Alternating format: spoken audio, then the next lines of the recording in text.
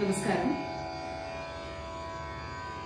இன்னைக்கு ஸ்ரீ ஆதிசங்கரருடைய குருவஷ்டகம் கற்றுக்க போறோம்.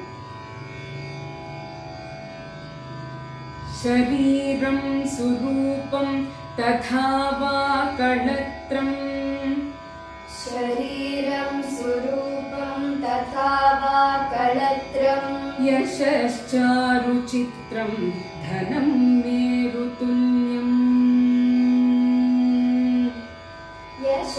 यशश्चारुचित्रं धनं मेरुतुल्यम् मनश्चेन्नलग्नं गुरोरङ्घ्रिपत्न्ये